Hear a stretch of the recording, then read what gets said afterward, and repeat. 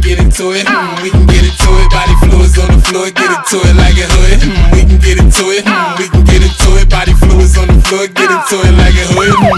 What's the motion? Swing a right finger with a left, going straight, take the heart out his chest. Nut buck in the club, homegirls lose the heel saying, my new curls in. Fuck them bum bitches, they talk like they hands on Mike Tyson. It's kill to be killed when I'm fighting. My sisters not watching, they jumping like double dutch. They like transition, cause violence is given. Soft is tripping.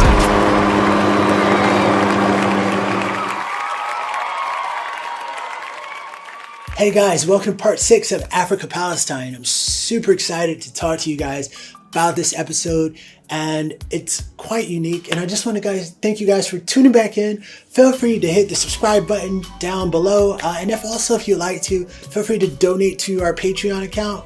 If you don't have any money or you don't want to donate, that's perfectly fine. I am not here for that, but our channel is heavily demonetized because of the topics that we cover, but I'm not here for a popularity contest or to be super big on the internet. I'm here to help people and have this archive because we need to help our planet at the end of the day. So I'm just doing my part as an entertainer with my platform to try to share a bit about our world history and however we can improve on these things. So this is going to touch on a bit about the connection between Africa and Palestine, and the cause and the reason why West Africans were enslaved. And I touched a bit about that, but I think this will help summarize the entirety from the Islamic point of view of why West Africans were enslaved. And so the interesting thing is when you talk about the transatlantic slave trade, if you speak to a Zionist, they will have this rebuttal just to curve their own involvement with the Roman Catholic Church about their involvement with the transatlantic slave trade with these Dutch Ashkenazi merchants. And these would be people like Aaron Lopez, Jacob Rivera, Isaac Hart, who was like the biggest benefactor in Newport, Rhode Island for the transatlantic slave trade, providing merchant aspects, providing money, and the usury aspects the Catholic Church wasn't allowed to practice. What you'll hear from Zionists to distract away of their involvement in the transatlantic slave trade, you'll hear them bring up the Arab slave trade. Now, the truth of the matter is that yes, there was Arab enslavement, but this did not take place until the Ottoman Empire took Constantinople in 1455. And it wasn't a slave trade, it was more enslavement, and this was war related, not ethnic related, which came from the European side, which is a more based around Greek ideology of who has more charisma and their leadership qualities of blonde-haired, blue-eyed. That the ideology that the Roman Church and the Roman Empire in general, before they became a church, but the Roman Empire, that they took that ideology from Greece and they conquered all of Europe with that ideology of superiority. So that pervades throughout the Roman Catholic Church, and that also pervades through with European Ashkenazis. So the Arab slave trade was never ethnic related at all, but it did take place. And so the slave trading and was due to the Ottoman Empire conquering Constantinople, and then the Ottoman Empire, obviously they moved south, and so they were involved in some slave trading in East Africa, in Zanzibar. But like I said, this was more war related to people that may have resisted war. And obviously the Ottomans also moved into Egypt, which is the reason why modern day Egypt right now is way more fair-skinned, and it's not as Nubian or African as it used to be, because when the Ottoman Empire went to Constantinople, they moved downward and they took over most of Arabia, and they moved all throughout North Africa. So you got Algeria, you got Libya, and they have a different skin tone, but that was all a gel of mix from migration from the Ottoman Empire taking over those territories, which Rome had pretty much dominated at a particular point in time. Rome had taken over in the Eastern Byzantine Empire, and on the western side, it was ruled by Nigerian Moors. So this is the fact of the matter, and I just felt this would be a very powerful conversation to touch on. So I just want to demystify the information regarding supposed and Arab slave trade. Now, when you Google this online, if you Google Arab slave trade, what you're going to see is you're going to see a few articles. One that is more prominent at the top, which is from a magazine called JSTOR. I think it's Gestor. It might be Jewish Star. But when you look at who owns JSTOR, when you look up who owns that, it's called Ithaca Hararts, if I'm not mistaken, regarding the name. I'll pop it up right here. But it's owned by a guy named Kevin Guthrie, and he is of Jewish descent. So, and according to them, the Arab slave trade lasted 13 centuries. How is it possible for a slave trade to last 13 centuries? So you're saying the moment in 605 AD, the moment that Islam became a religion, you're saying from that point onward, there was a slave trade? Because that would equal 13 centuries if you move it up to modern day times, which is today. It's not possible, because Nigerian Moors and people that converted to Islam, they were not slaves. They converted at their own will. Sometimes it was war related, and war kind of motivated a reason if there was a certain tribe that was resisting or fighting during that time, during some of the caliphates that happened.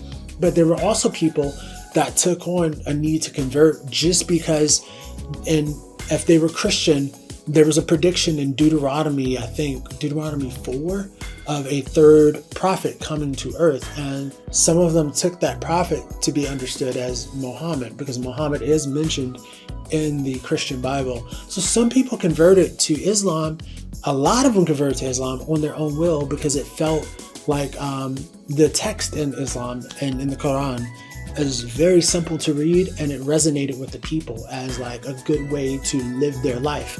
And so these Nigerian Moors who civilized Europe brought universities there, brought saffron, brought their investments in science and technology, the old information and scribes that were lost when the Roman Empire burned down.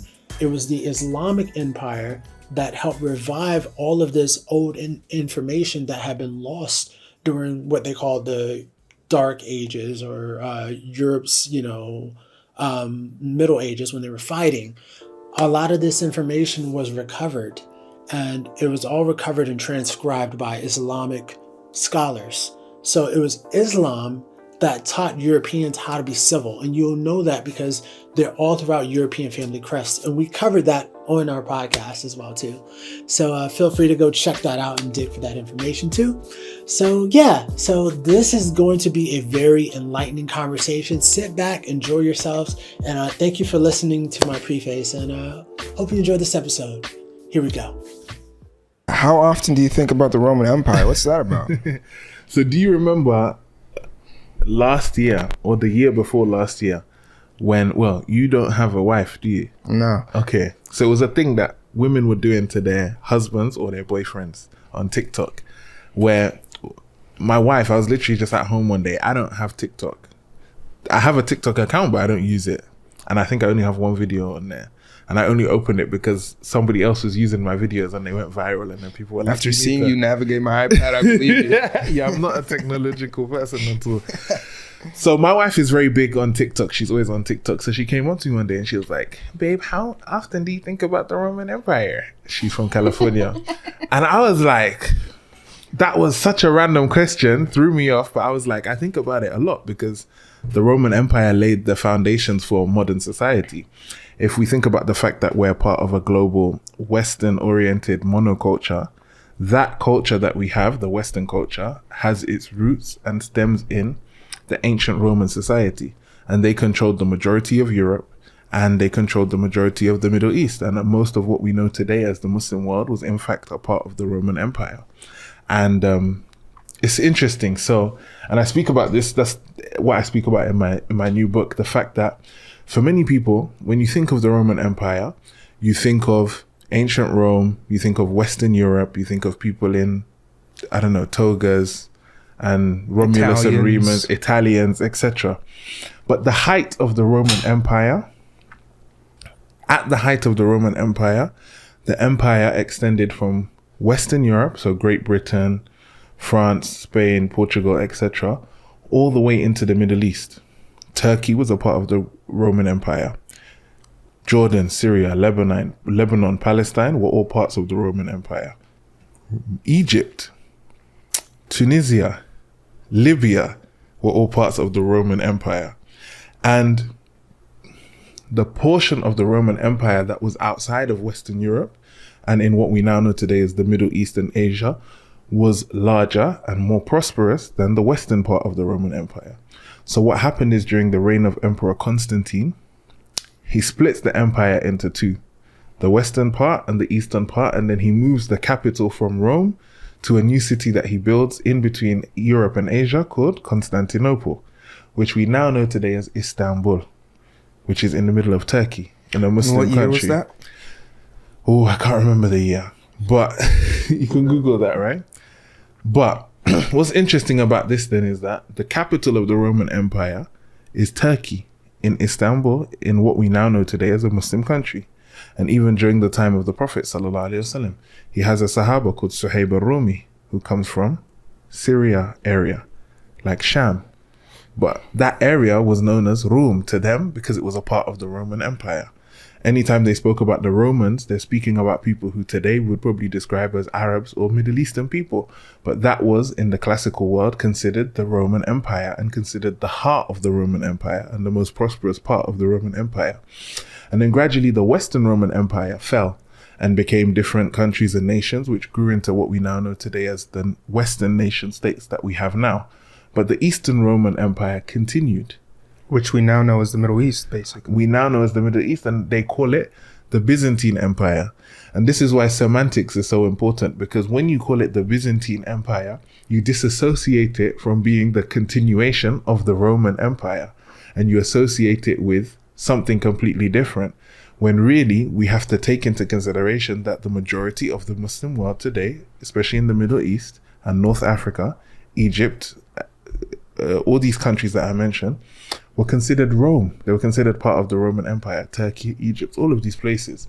And then not only that, but what's even more interesting is that as Islam rises, all of these territories that were formerly parts of the Eastern Roman Empire or just the Roman Empire are absorbed into the Khilafah.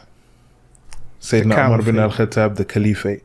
So Sayyidina Umar bin al-Khattab, the second successor of the Prophet ﷺ, takes Egypt during his time. He takes Sham, he marches into Jerusalem, and he creates a pact with the Christians there and the Jews there so that they can live under Muslim protection and they continue to practice their religions under Islamic authority. The whole region then becomes Arabized, Islamicized, but that is the remnant of the Roman Empire. But the Roman Empire continues in Constantinople, so in Turkey, that continued that area all the way until the 1400s. They are considered as Romans still, and they call themselves Romans. The leader is called the Caesar of Rome in 1400s. And then what happens in the 1400s? 1453, Muhammad al-Fatih, who is the emperor of the Ottoman Empire, or the Sultan of the Ottoman Empire, takes over Constantinople. And Constantinople becomes Istanbul, and it becomes a part of the Ottoman Empire. But the Ottomans, and Muhammad al-Fatih being the emperor that takes Constantinople, takes on a new title, Kaysari Rum, the Caesar of Rome. And he says this Ottoman Empire is a continuation of the Roman Empire. So if we look at history in that perspective, that means that the Roman Empire began in Rome and continued all the way until the last Ottoman emperor who passed away who was his empire was ended in 1929, making it the longest running empire ever, because the Ottomans considered their empire a continuation of the Roman Empire. And then that also means that the majority of the Roman Empire becomes what we now know today as the Muslim world and the Middle East. And it's funny you said that, because I was telling you earlier that America is stat padding the Roman Empire, making it like it was a Western European phenomenon. It began as a Western European phenomenon, but it ends up as a Middle Eastern and a Muslim phenomenon. Yeah. The Roman Empire becomes completely absorbed into the Muslim world, and most of the countries today that we consider the heartlands of the Muslim world were once part of the Roman Empire. Yeah, Stavros, one of my favorite comedians. He's from Baltimore, Maryland, so I love him. He's Greek, and he was talking about when he went and visited Greece for the first time. He was like, man, they're loud, they're hairy, they love olive oil, they are basically Arabs. They have nothing to do with Western Europeans. Exactly. So I think it's so interesting, and that's why I think semantics and re-evaluation of history is so important. The fact that after the move from Rome to Constantinople, because of the tension between East and the West, that the continuation of the Roman Empire is renamed the Byzantine Empire, it's a ploy to disassociate them from that history, even though that is the continuation of that history, because it's hard to admit that the Roman Empire became Muslim, whereas the Roman Empire became Muslim. And from the 1400s, the people who were called the emperors of Rome were the Ottoman sultans. Yeah, and that conspiracy I mentioned to you about the Western Roman Empire becoming the Catholic Church. Yeah. I talk about all of this in the new book, Islam and the Making of the Modern World. Oh man, this is going to be exciting. Yeah. You also talk about the House of Wisdom. What's that? So the House of Wisdom was an organization that was established by Harun al-Rashid, who was the Khalifa in Baghdad. So we see that the nation of the Prophet Muhammad sallallahu alaihi wasallam, during the time of his first four successors, Abu Bakr, Umar, Uthman, and Ali, radiallahu anhum, is called the Rashidin Caliphate in English. And then we see the Umayyad Caliphate begin with Muawiyah. And then after the Umayyad Caliphate rules for a couple hundred years, they are taken over by the Abbasid Caliphate, who claim descent from Abbas, the uncle of the Prophet sallallahu alaihi wasallam. Yes. And then one of the most famous Abbasid caliphs, who was the ruler of the Muslim world at the time, was Harun al-Rashid. And what Harun al-Rashid did was he ruled this empire that had absorbed the remnants of the Roman Empire.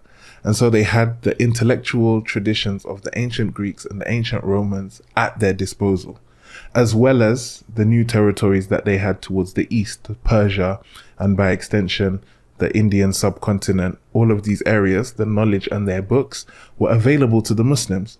And so Harun al-Rashid sets up this organization called the House of Wisdom, Bayt al-Hikmah, when he brings together intellectuals and academics from the Muslim world, the Christian world, the Jewish world, and he says, let's translate all of these books into Arabic so we can start to read them and understand the knowledge of the ancient people. So the ancient Greek works of Plato and Aristotle and Socrates are translated into Arabic. The ancient Roman works are translated into Arabic. And this sparks an intellectual revolution that's known as the Golden Age of Islam. And it's during this time that simultaneously Western Europe is going through the Dark Ages.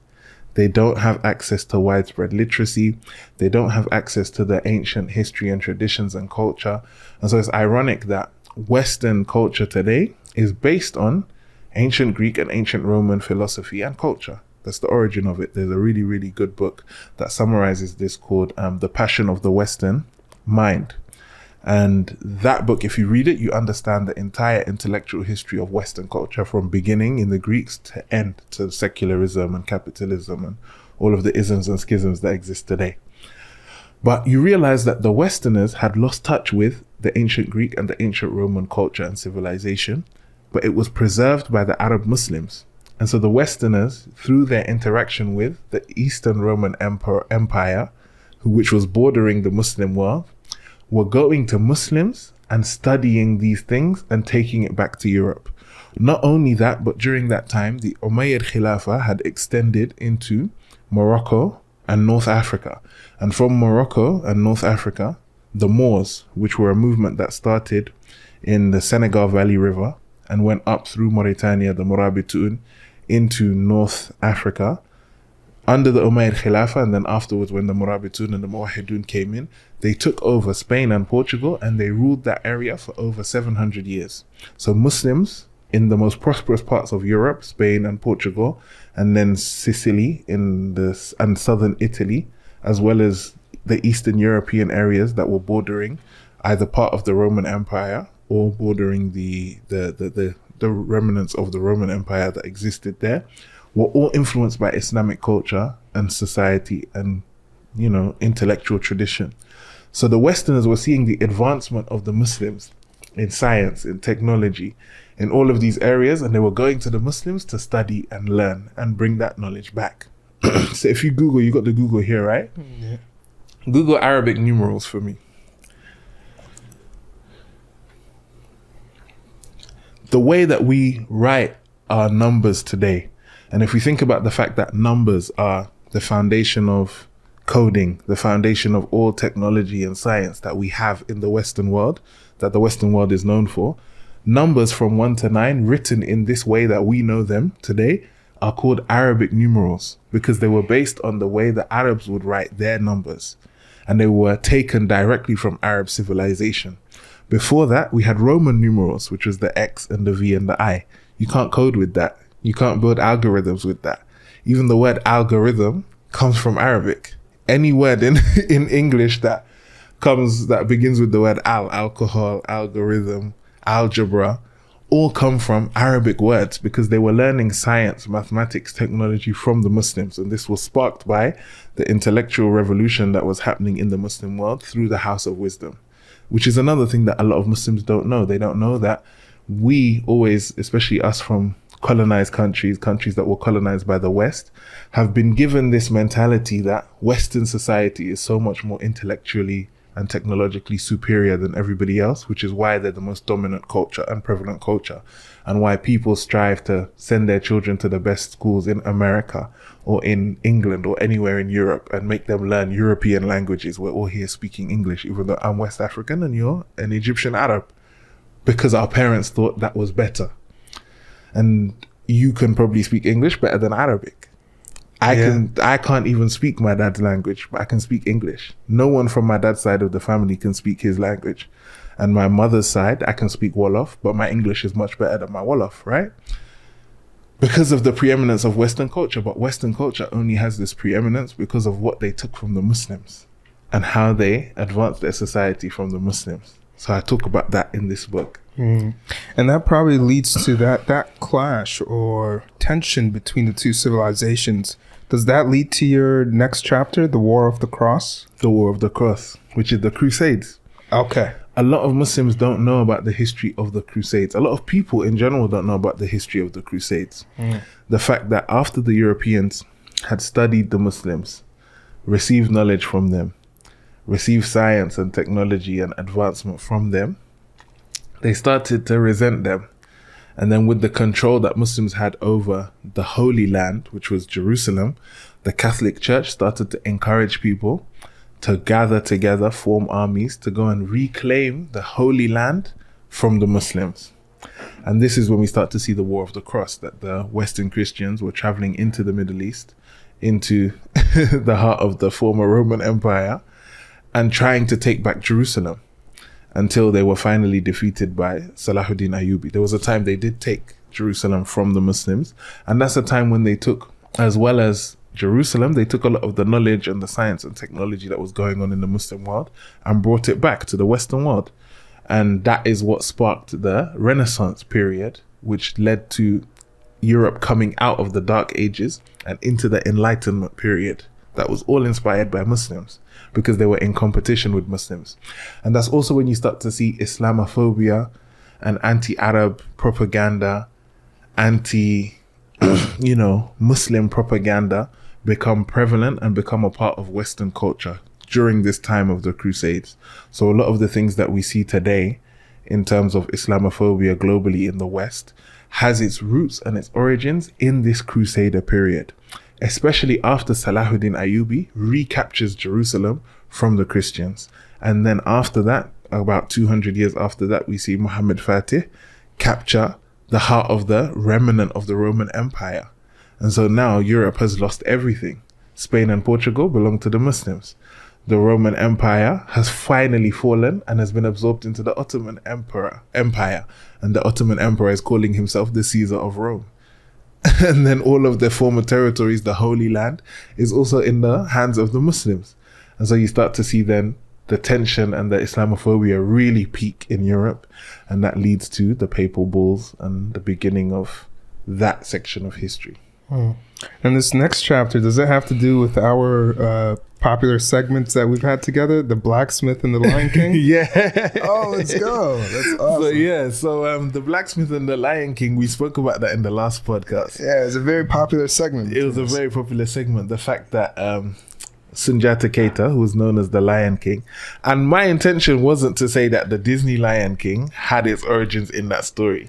His name literally just meant the Lion King. That's how I was talking about it. But alhamdulillah, it is what it is. You did research and you found out that the stories were actually connected, right? Yeah. Inshallah khair. That's not my that's Yo, not I want to validate it right now because that's not really too important to me. But what's important is what I emphasize, the fact that West African society at that time, the artisanal caste was subjugated and the trader caste was raised above them, which led to a slowdown in the production of technology in West Africa, which put them at a disadvantage when colonization started and Europe was more technologically advanced than everybody else, especially when it came to navy and weaponry.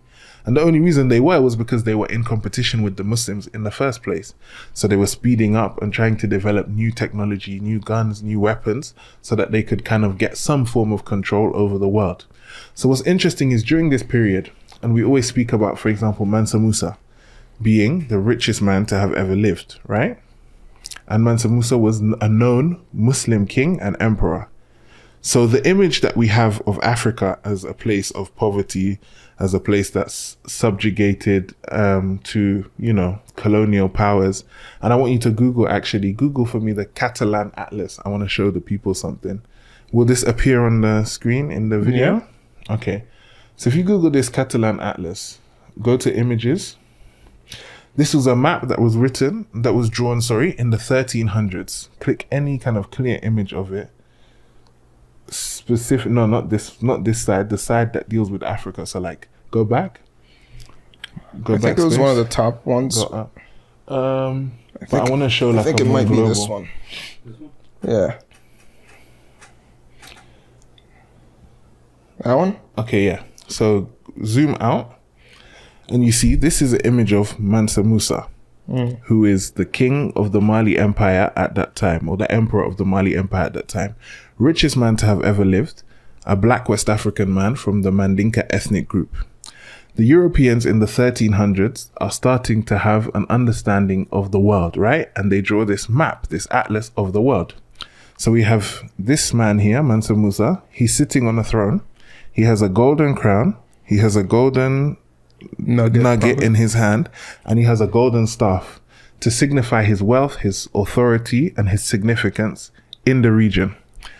This man next to him is Abu Bakr bin Omar, who was the leader of the Murabitun movement, who took over Europe. They extended into Spain and Portugal and North Africa. They established the city of Marrakesh. He's also the ancestor he's the father of the first king of the Jollof Empire in Senegal, Jajanjai. Jajanjai's father, Abu Bakr bin Omar, was the leader of the Murabitun movement. Okay, so remember this imagery of Mansa Musa. Now go back out of this and then go to the previous image that you showed of the Catalan Atlas, but like, let's say, for example, in the rest of Europe. Go scroll right. Look at this king here. Oh. Does he seem as wealthy or as rich as Mansa Musa in the imagery? No. He's got a little bit of gold, but his crown is not made of gold. Not really significant. Scroll down. I see upside down. Oh no, you can't see. Go back and see if you can get like a full. This. Go to this one. Yeah. Now, remember how Mansa Musa was depicted. Now zoom in. We see, for example, the Sultan of Delhi. Only one golden crown, no gold in his hands, no gold staff. We see the Christian King Stephen here. One gold crown, but not that much gold around him. We see, scroll down, go up, Kublai Khan, no gold at all. All the major historical figures, Janji Beg, the Mughal Khan, not that much gold either. He's got his little turban. So this shows in Western thought at that time, West Africa and the king of West Africa was the richest monarch of the wealthiest society in the world, in their opinion. But it was a society they didn't have access to because they didn't cross the Sahara to get there. But in their minds, West Africa was not a place of poverty. It wasn't a place that was underdeveloped. It wasn't a place that has all of the negative stereotypes associated with Africa today. In their mind, the way that they were depicting West Africa in comparison to the rest of the world was that it was the wealthiest society with the most gold and the most powerful king. So how does this now affect when the age of exploration begins and they start to want to colonize somewhere? Where do they go? They go to Africa because that's where the gold is. That's where Mansa Musa came from. And that's something that we always have to remember when we think about world history. And also they saw West Africa as a Muslim place, the same way they saw the Middle East as a Muslim place. That the coast of Guinea and West Africa in general belonged to the legacy of these two Muslim kings, Abu Bakr bin Omar, who started the Murabitun movement, which controlled Europe, even the Moors, and the Mandinkas of the Mali Empire, who were both Muslim. And so when they start to colonize, they're going to Muslim areas to colonize, to take power away from the Muslims. Yeah, get some payback. Huh? It's more than them just being black or more than them just being African. The transatlantic slave trade becomes racialized over time, but in the beginning, it's anti-Islam. It's not anti-black. And then they started fearing having the Muslim slaves, as we Exactly, which I talk about in Beyond Bilal. And then you have the next chapter is Kaiser Rumi, the Muslim Kaiser-i-Rum, yeah. the Muslim emperor of Rome. The Muslim emperor of Rome. So, same thing that I spoke about earlier. When we think of the Roman Empire, we're always co-opted into thinking about or imagining the Western Roman Empire, which is where the Roman Empire begins, but it's not the height of the Roman Empire, and it's not where the Roman Empire ends. The Roman Empire begins in Western Europe.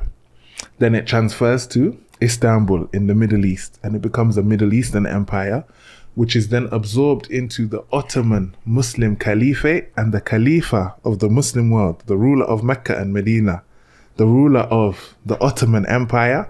His title is Kaiser-i-Rum, the Caesar of Rome. And they see themselves as a continuation of the Roman Empire. If the Romans were so gay and pedophilic, to put it, The Greeks were, not the the Romans. Greeks. Oh, okay. Okay. It's like, why are we giving them so much credit? No, the Greeks were, not the Romans. Okay. But the greatest empire that ever existed in the face of the world, or the most influential empire that ever existed, and it becomes a Muslim empire.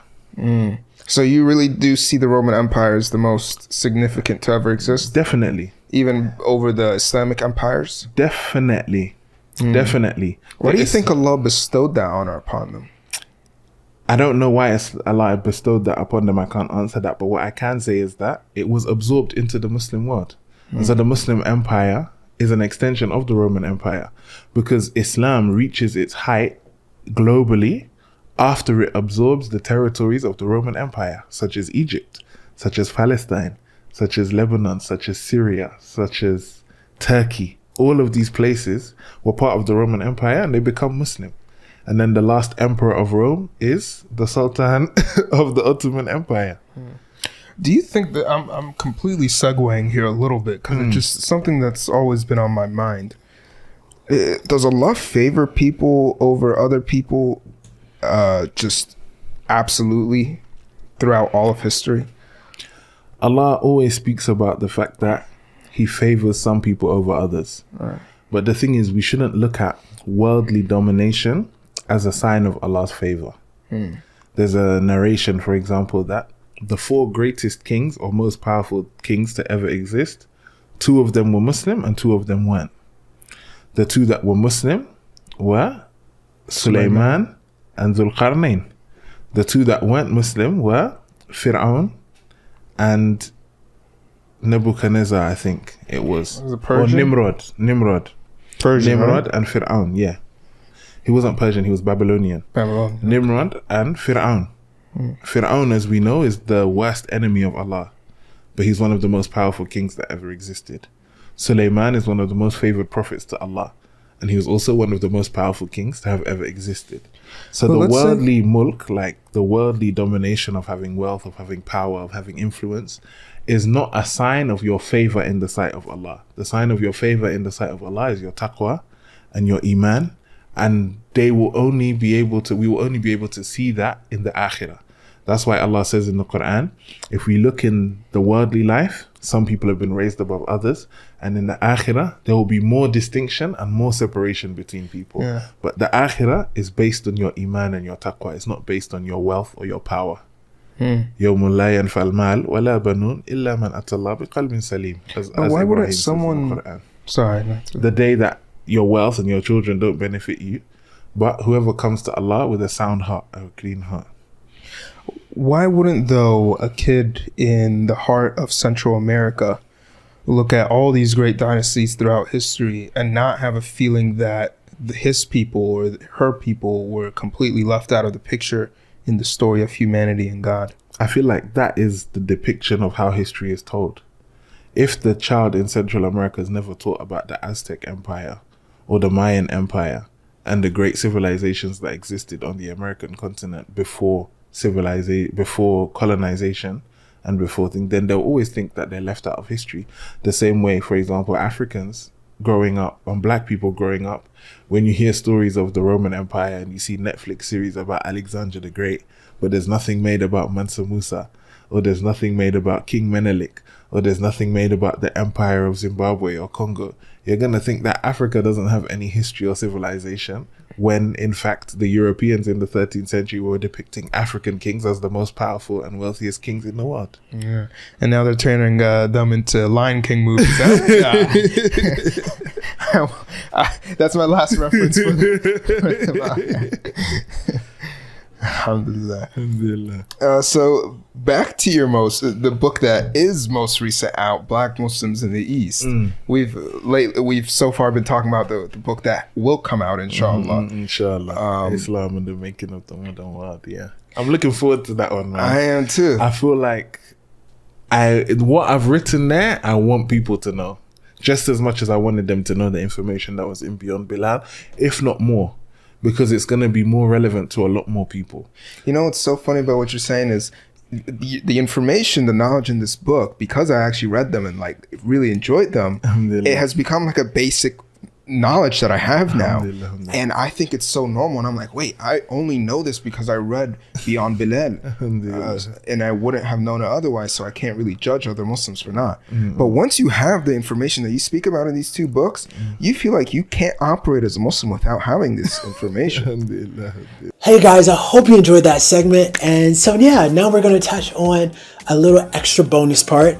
As you know, in 1884, in Africa, there was called the Berlin Conference, and they ended up breaking up Africa and partitioning off Africa between all these European nations and giving them authority to go into Congo, which Belgium went into, and has caused the current disaster that is happening in the Congo. It started way back because of the Berlin Conference, and they've had issues with Europe and Africa in its entirety post-slave trade ever since. The transatlantic slave trade started in around 1492, right when the Moors were expelled out of the Iberian Peninsula in Spain. So, but the permission to go into Africa was in 1411, and that was through Papal Dum Devarius, which we covered on our podcast as well. But long story short, after the Berlin Conference of 1884, prior to World War I, after World War I occurred, Europe did the same partitioning of the Middle East that they did to Africa. So there was never any Middle East. So I want to share this information with you just so you know exactly what happened and why the Middle East had been partitioned up. And the reason why there's a great divide in the Middle East currently today is based around there are places where they have princes installed and all throughout the Middle East. And places where they have a prince installed, it means that for the most part, they were installed by Western governments. And these are the countries that tend to be more, less supportive of assisting Palestine. And it's also because they're being blackmailed. So it's sort of against their own will, I would say, because of who has more dominance from the US and Israeli perspective. But, in those areas where they have a royal family in the Middle East, that was never Arabic culture. A lot of these people were installed and put in power. As you know, Saddam Hussein was one of those people that, like, in Iraq, he was put in power by the CIA. And same with the Shah of Iran, he was put in place with the assistance of the CIA. And so the US and other Western governments have always been meddling in the Middle East, but I think it's important for you guys to also be aware of why you may be confused, of why there's also seemingly some Arab nations not supporting Palestine, even if they would want to. And it's because they have an ode that they owe for agreements that they've made with Western governments, that they're sort of blackmailed. And that's what happens if you go against what the West wants. They will do regime change. You see that all throughout Africa. You see that with Sudan. You see these rebel groups that pop up. As you know, Al-Qaeda was formed, ISIS was formed, all with Western influence, you know? So it's good for you guys to be more aware in that subject. So enjoy this little bonus section, and much love to everybody from all the Arab nations around the world. We know we're all trying to make our world more of an equitable place, but also some of these countries also in the Middle East that had some Freemasonic temples that were put there as well too. So there is a Masonic connection of why some of them are capitulating to some of the West's demands, because they're trying to fit into that society and survive, you know. So much shouts to everyone around the world, and yeah, let's keep healing our planet. Much love. Enjoy the video. The modern Middle East is a region troubled by war, terrorism, weak and failed states, and civil unrest. But how did it get this way? The map of today's Middle East was mostly drawn after the First World War, the war that planted many of the seeds of conflict that still plague Israel, Palestine, Iraq, Syria, and even Iran today. When the First World War began in 1914, the map of the Middle East looked much different than it does today. Most of the region was part of the Ottoman Empire and had been for centuries. Britain controlled Egypt and some strategic points in the Gulf, and a weak Persian state was informally under the influence of Britain in the south and the Russian Empire in the north. After the war ended in 1918, the Ottoman Empire disappeared and a host of new states replaced it. States whose borders were decided in far-off capitals and whose people were caught up in the chaos and uncertainty of an unstable new order influenced by ideas like nationalism, self-determination, and Zionism. For some, the new order held out hope for a better future, but for others, only fear. Even before 1914, the Middle East was a vital strategic region. Germany built the Berlin to Baghdad railway to extend its influence, Russia wanted Constantinople and saw itself as the protector of the Ottoman Empire's Orthodox Christians, France felt the same way about Middle Eastern Catholics, and Britain was concerned about the safety of the Suez Canal route to British India. Ottoman fear of the Russians, British and French is part of the reason the empire joined Germany and the Central Powers when the First World War began. For the next 4 years, fighting raged in Anatolia, Mesopotamia, the Sinai, and Palestine, alongside widespread famine and the Armenian genocide.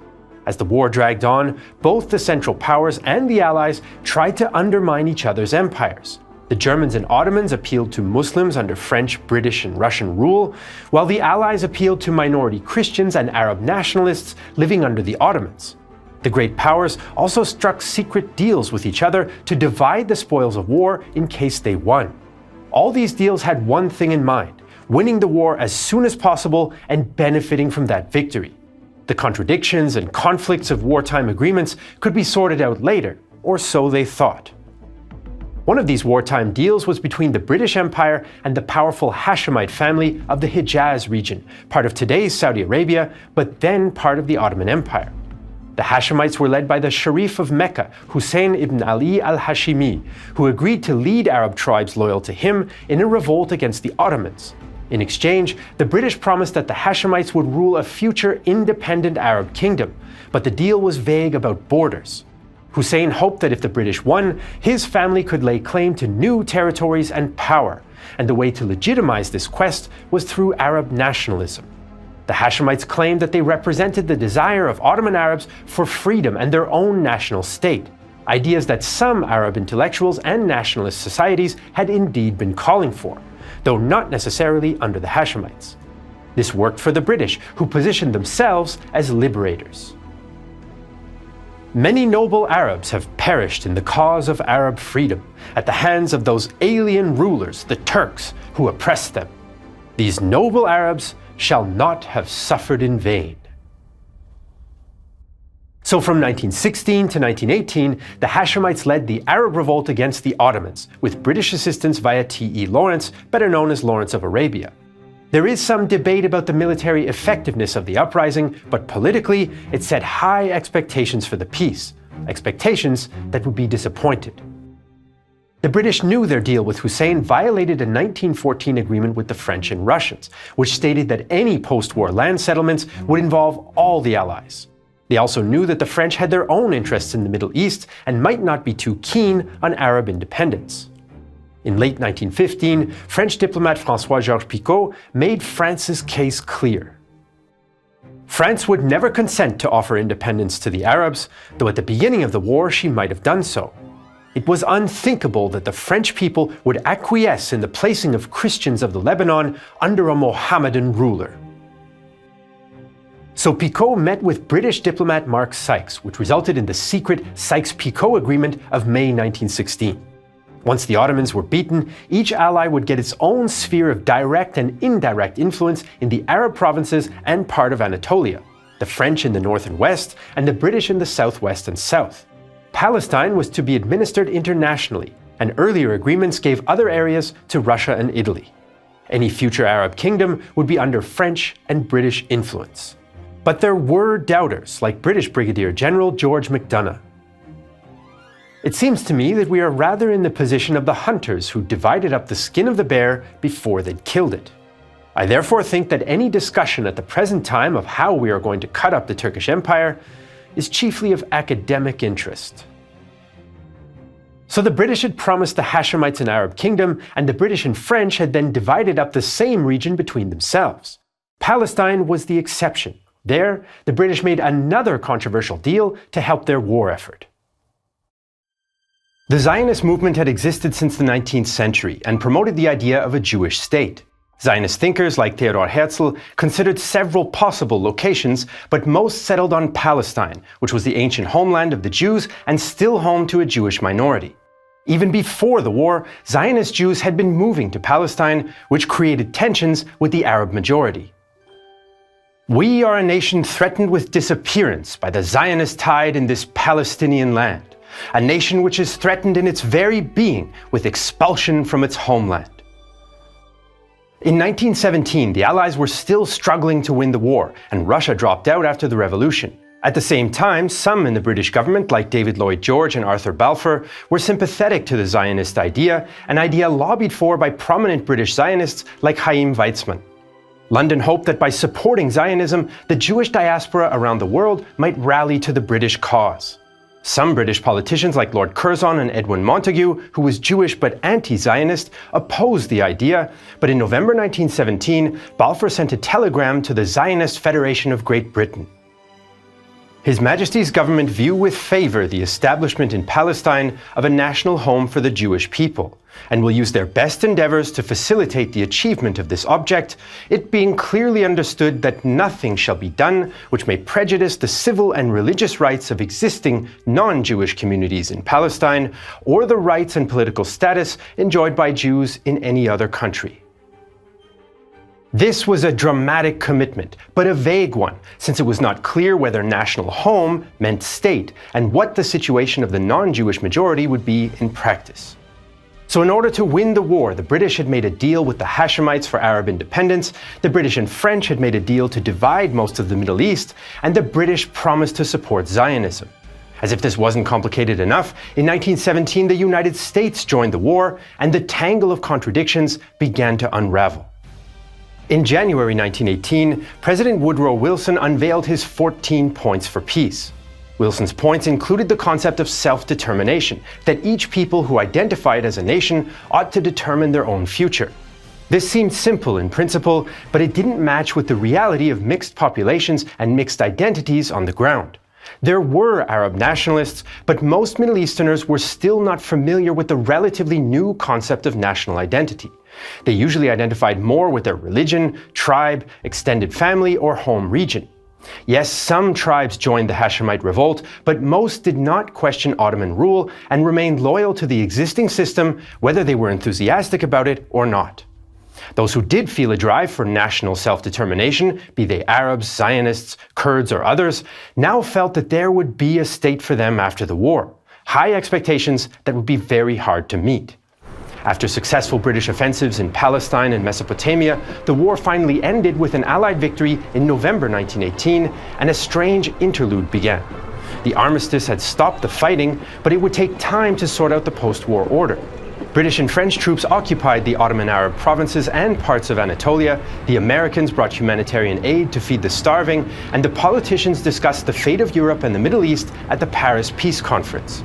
Delegations of nationalists made the trip to Paris to argue their case, though most would return without any concrete promises. Lebanese Christian patriarch Elias Hoaik was an exception when he lobbied the French government to take a clear role in Lebanon. All my efforts will be aimed at obtaining, in accordance with the Lebanese national will, the complete independence of my country with the help of France. The resulting peace treaty signed at Versailles in June 1919 not only formally ended the war between the Allies and Germany, it also created the League of Nations, an international organization to maintain peace. The League would play a key role in the fate of the Middle East, especially since the British, French, and Americans now began to argue over how to implement the wartime agreements.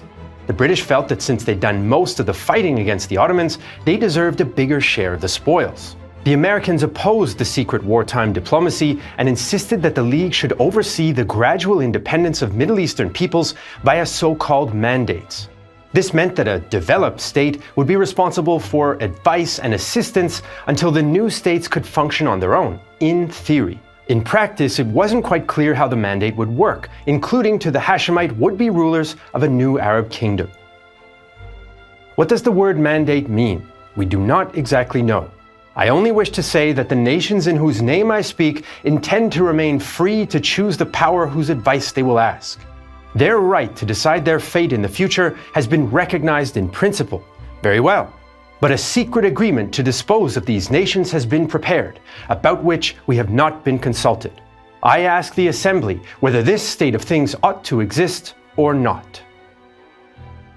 While the heated discussions were going on at the League, the US Congress changed its mind, and even though the League was President Wilson's idea, the US refused to sign the peace treaty or join the League when it officially came into being in January 1920. For the British and French, this was an opportunity. At the San Remo Conference in spring 1920, they formalized the military reality on the ground. France became the mandatory power for Syria and Lebanon, while Britain did the same for Mesopotamia, Transjordan, and Palestine. This allowed them to indirectly rule while not officially taking these regions on as imperial possessions. In the words of historian Michael Provence, the populations of the mandated territories thus assumed all the responsibilities and none of the benefits of national sovereignty. One question the conference did not resolve were the borders. They would have to wait until a peace treaty could be signed with the Ottomans, who still ruled, but in name only. The League did say France and Britain had to consider the wishes of the population, but British and French administrators mostly ignored local petitions. The American King Crane Commission's survey received conflicting results. Some people wanted democracy, some wanted a greater Syria, including Lebanon and Palestine, some wanted British oversight, some French, and some American, and some wanted a Hashemite king. A majority did not want the mandates at all, and 99% were opposed to Zionist settlement in Palestine. After all the wartime deprivations and sufferings, the collapse of the Ottoman Empire, and a lack of a stable New World Order, it isn't surprising that there was widespread violence in the Middle East after the Great War ended. Egypt rose in a failed revolution against British rule in 1919, and there were clashes between religious and ethnic groups in Lebanon. There was a major war in Anatolia between the Turkish nationalist forces under Mustafa Kemal and allied, mostly Greek, troops, which resulted in the creation of the Turkish Republic and the formal dissolution of the Ottoman Empire. In Persia, the British wanted to counter Bolshevik Russian influence and secure access to oil, so they supported a coup by future Shah Reza Pahlavi, who took control of the country in 1921. But the violence that was the most intractable and arguably impacted the troubled future of the region most of all occurred in Palestine, Syria, and Iraq. In Palestine, the British Mandate incorporated the Balfour Declaration, and British authorities encouraged Jewish settlement. Some 35,000 Jewish settlers arrived between 1919 and 1923, hoping for a better life. International Jewish organizations often helped settlers buy land, some of which, but not all, was previously infertile. Some also declared their desire not just for a Jewish homeland, but a Jewish state, which stoked tensions with Palestinian Arabs, as did the British administration working closely with Zionist groups. Some British officials and Jews wanted to curb settlement, but when enthusiastic Zionist supporter Herbert Samuel became British High Commissioner in Palestine, British support for settlement became more explicit. The British and some Zionists argued that settlement would benefit Arabs through economic improvements, but most Arabs saw things differently. Writer Musa Kazim al-Husseini complained to Colonial Minister Winston Churchill in August 1921. Jewish settlers depreciate the value of land and property and at the same time manipulate a financial crisis. Can Europe then expect the Arabs to live and work with such a neighbor? In response, Churchill reiterated his support for Jewish settlement. Things turned deadly with Arabs rioting in Jerusalem and an organized firefight at Tel Hai in 1920, claiming the lives of a handful on both sides. Tensions fully boiled over in May 1921 in the town of Jaffa. A fight between rival Jewish socialist groups near a mosque spun out of control and led to deadly rioting between Jews and Arabs. Arabs killed 47 Jews, and the next day, Jewish groups and British police retaliated, killing 48 Arabs. A British commission mostly blamed the Arabs, but admitted that their grievances stemmed from, quote, political and economic consequences of settlement and perceived pro-Jewish bias of the British. Zionist Ze'ev Jabotinsky felt that the time had come to build a metaphorical wall around the settlers. Zionist colonization can proceed and develop only under the protection of a power that is independent of the native population, behind an iron wall which the native population cannot breach. French rule in Syria and Lebanon got off to a violent start as well. Hussein's son Faisal had led Arab forces into Syria in 1918 and announced his claim to the throne of a Syrian kingdom. But the French would not give up control, so French Prime Minister Georges Clemenceau and Faisal agreed that Syria would become a de facto state under the French mandate.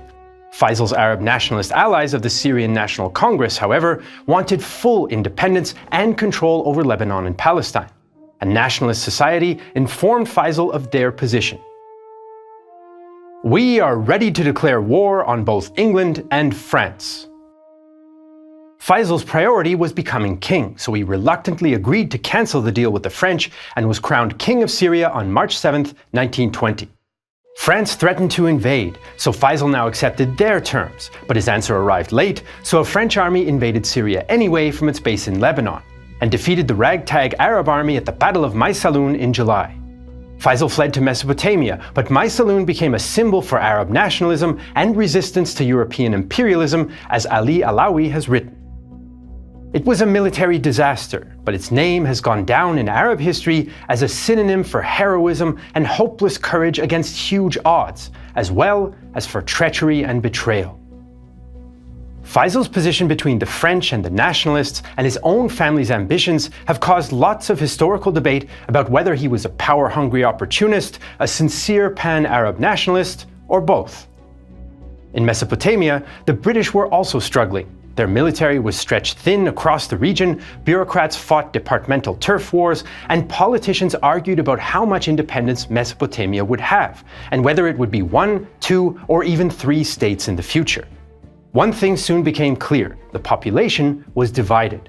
Some of the urban elite were not against British control, while the ex-Ottoman Officers Association and much of the tribal countryside was. In June 1920, a local Arab politician warned British Administrator Gertrude Bell.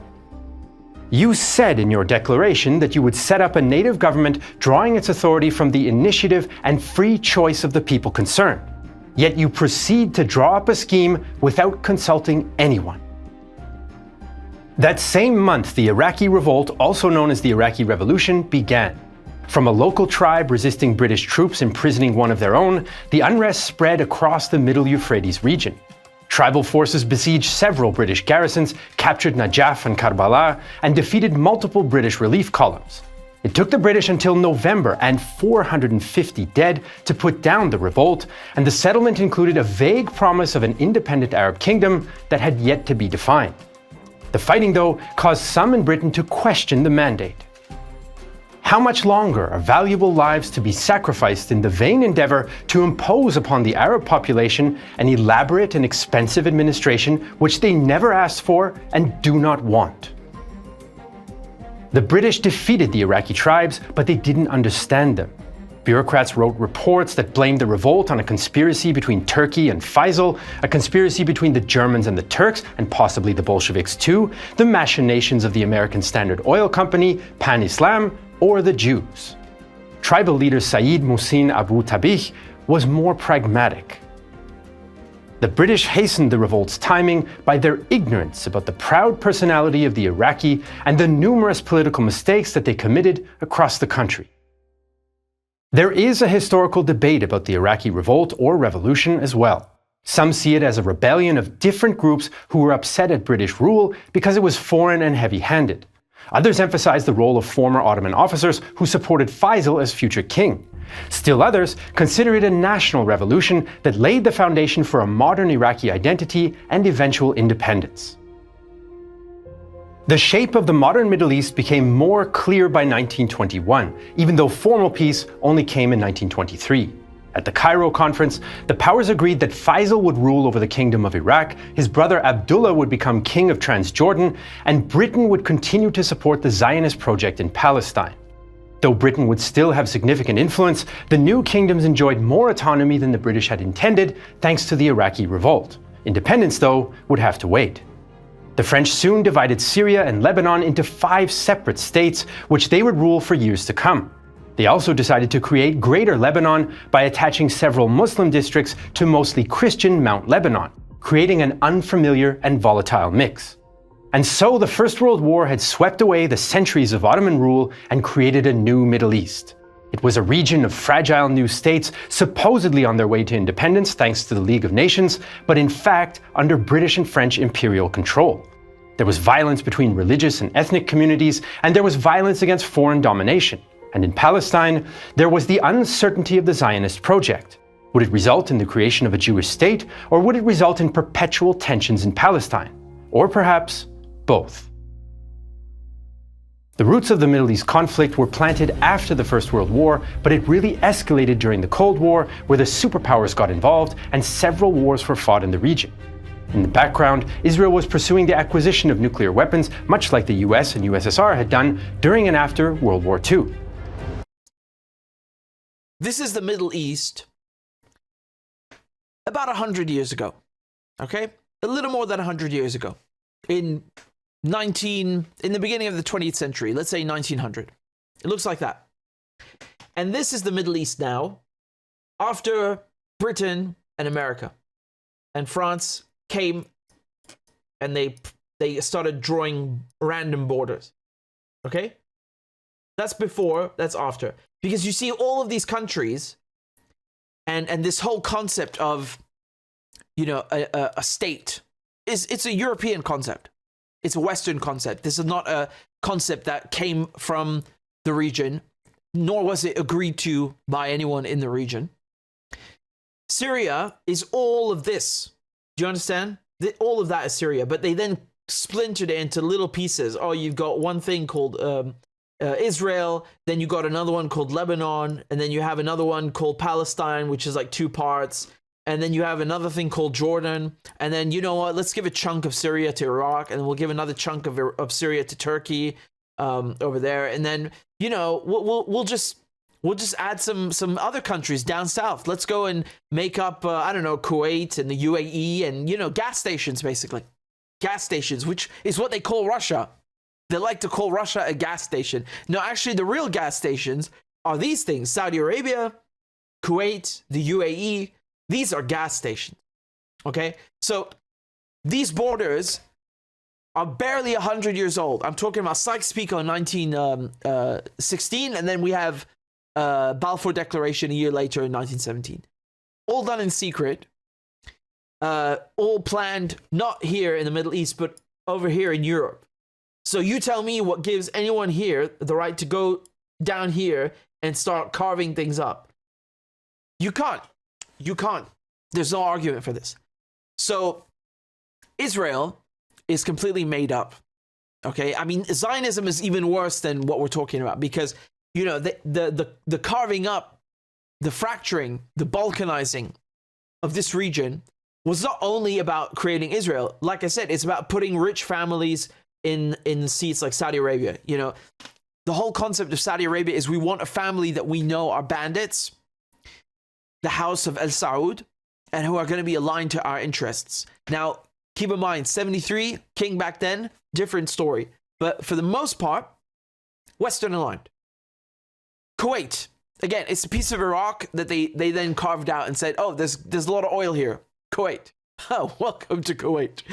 And then the UAE. The UAE is even bigger of a joke because most people who live here are not even they're not even Arabs. They're not even from the UAE. They're foreigners. I think it's 80%. 80%.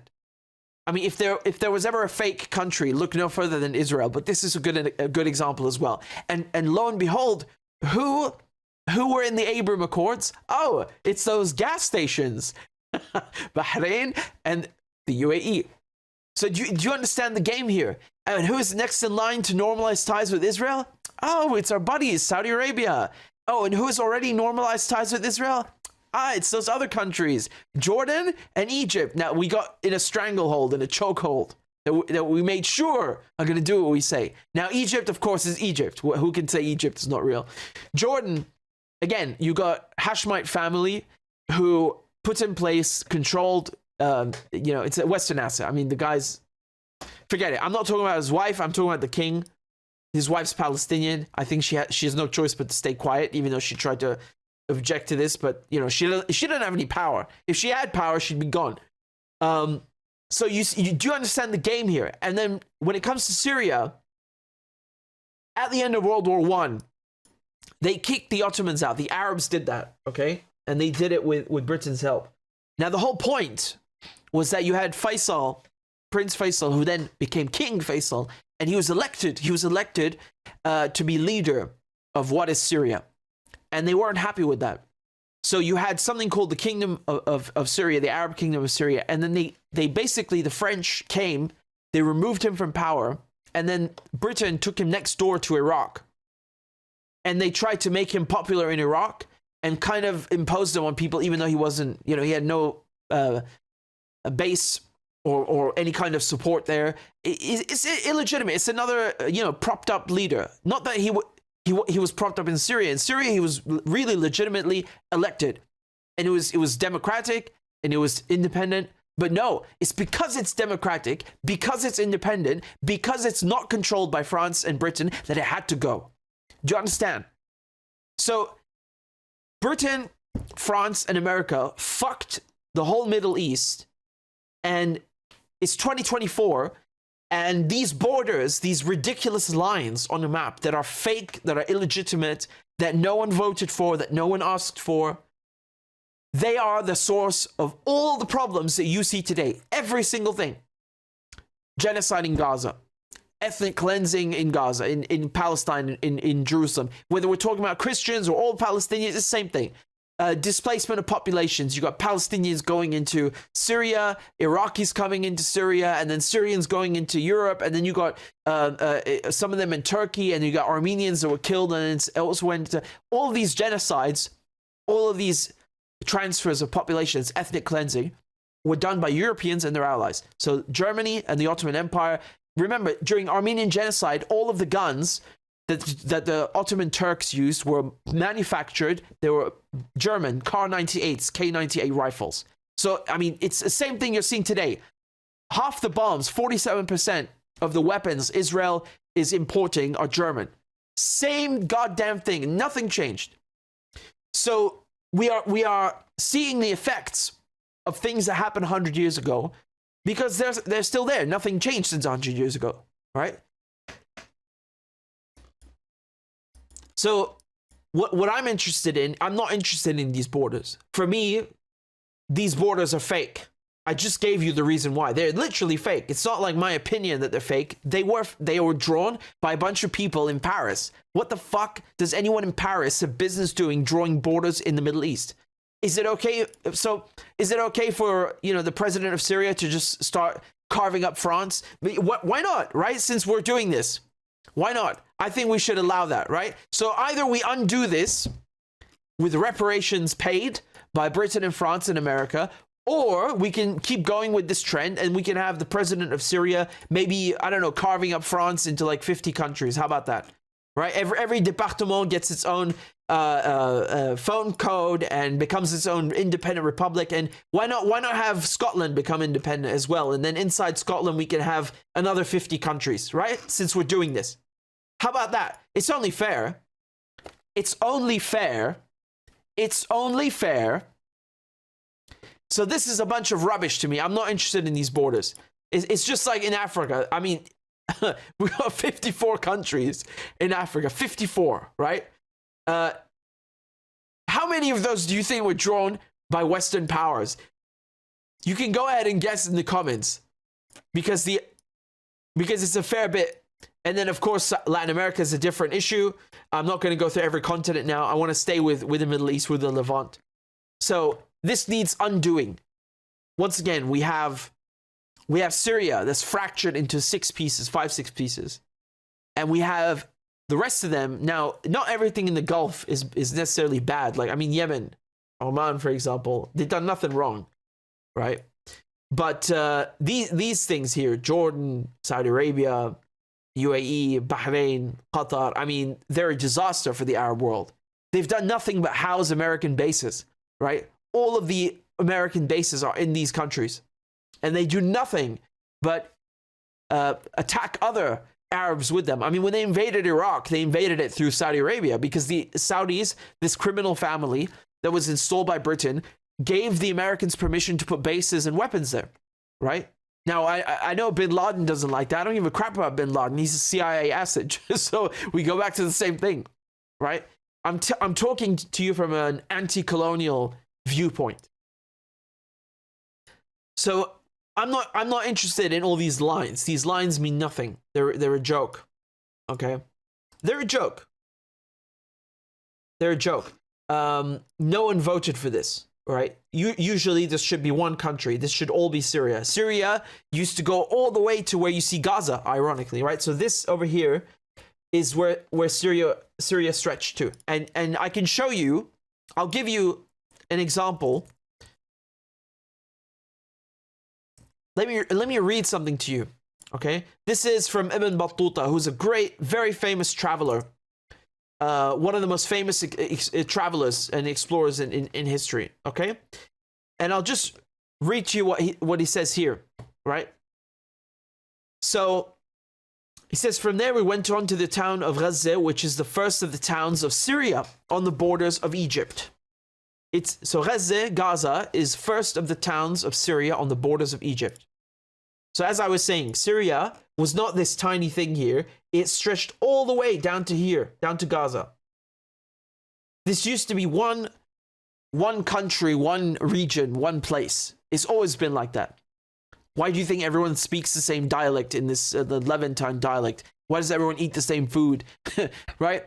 It's obvious. And then you've got this anomaly called Israel, which is nothing, like zero to do with anyone, just like stuck there, a bunch of Europeans. There's, no one is talking about Jews because you have Jews already in all of these places already, but they then forced them out and then went and put them here, and it's an American base, right? But we go back to the issue of Syria. It's a country that fractured, and then Lebanon, for example. I mean, Lebanon is a country that it's got all these various groups, and they're just at each other's throats.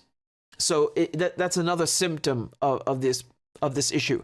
It's a French colonial country that they carved out so that it would be like the only Arab Christian country. Arab Christians don't have a problem being amongst Muslims. Why you got to take all of them and dump them in one place? Again, you see this sectarian colonialism. It's like Israel. Let's take all of the Jews and put them in one place, all the Christians in one place. You know, we'll have like Shiites here and Sunnis there. It's colonial thinking, right? Colonialism 101 from Paris and London. It's unrealistic. It only creates problems. So Lebanon had a 30 years civil war. I mean, I'm not going to go into Lebanon's history because we'd be here all night, but it shows you the problems it creates. I mean, again, and then Israel, the biggest problem of all. The Palestinians didn't even get to have their own share of this stupid state concept. Where is the state that you keep trying to impose on people? Where is it? They don't even get it. They get oppressed on top of it.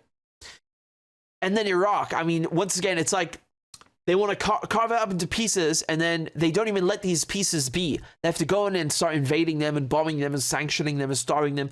So, you know, it's a lot of issues, so many issues. And a lot of these problems would not exist were these borders not drawn up, and were these countries like Saudi Arabia, Emirates, and Egypt and Jordan enabling the Israelis and Americans, and Qatar, of course, you know, and forget Turkey. I mean, if Turkey is not an Arab country anyway. But you know, I mean, Egypt was very different from how it is today, but it got captured. So they have problems with the water down here coming up through the Nile. They built a bunch of dams. I talked about this in the documentary series I made about how they control Egypt. But you see, this is really the best encapsulation I can give you about the Middle East. I'm not going to go into... There are people who are going to try and lie you into details and start saying, oh, it's about Sunni this and Shia that. No, that's the whole point. It's not about that. It's not about that. It's about foreigners, and when I say foreigners, I mean invaders. I'm not talking about an immigrant family. I'm talking about invaders coming from France, coming from Britain, coming from Ukraine, coming from America. People with weapons who are here to kill and steal. This is a completely different equation. It's about them coming here and imposing their thinking on others, and it's so big. I don't even want to know. If you would draw up a reparations bill, I don't even want to know what the end sum would be, because every single cent, if you would actually talk about reparations for Sykes-Picot, you would have to count every single, and you count every single cent that is being lost because of wars, because of sanctions, because of all the problems since 1916 and onwards. You have to, right? When someone comes in and starts dividing up your house and making up rooms and moving in new families into your own bedroom. And I mean, so this is the problem with the Middle East, okay? It's Europeans coming in, making up borders, stealing things, and then installing families who you know, call themselves kings or royal families, and then like Saudi Arabia, and then putting bases there so they can attack into the future, right? This is it. Anyone who tells you otherwise is a liar. This is what's wrong with the Middle East. It's not Arabs, it's Europeans, it's Americans, and it's their collaborators. They ruined it. Well, that wraps up the episode, guys. Thanks once again. Hit the subscribe button. Feel free to, if you want to donate. If not, your boy's still going to keep making these messages because our planet needs it, and we need this information archived, that we've done our best during these very difficult and challenging times on our planet to know that we did the best that we could to try to fix it. So, much love, and more Dudes Brewing on the way, guys. All right. Cheers, guys. Sure.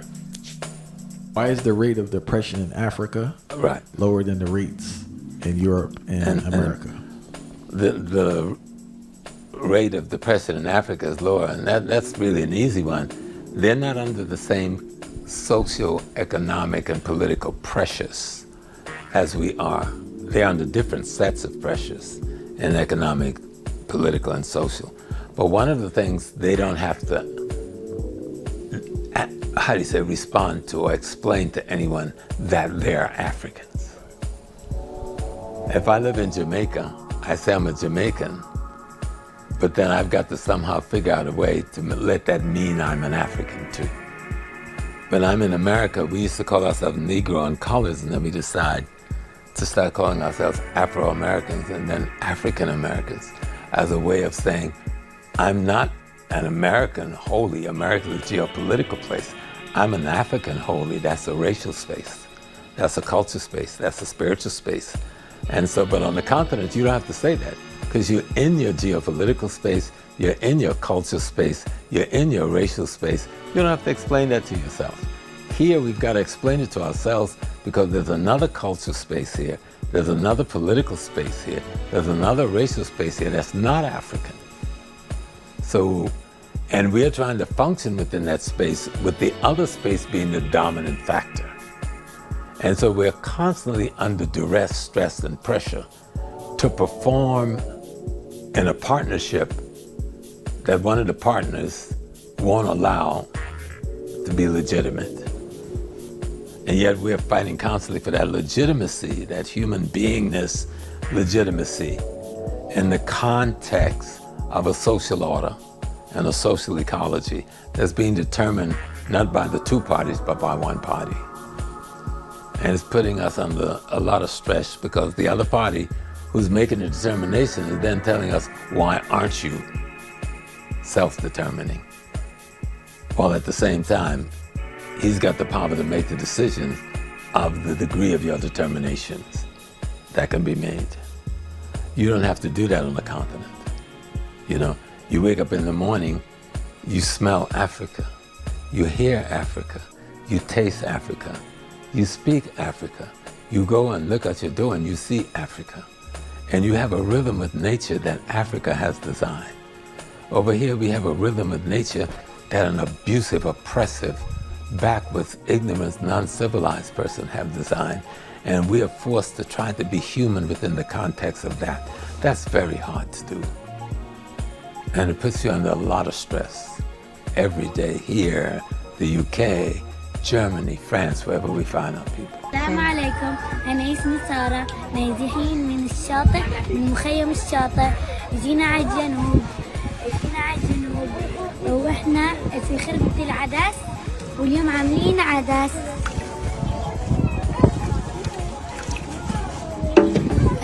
الحين راح نروح على المطرح اللي احنا بننام فيه. هاي المخيم اللي احنا نايمين فيه نايلون الشيء. هاي فرشة مع نسل الفرشة. شايفين؟ هاي يعني احنا حاطين اغراضنا بس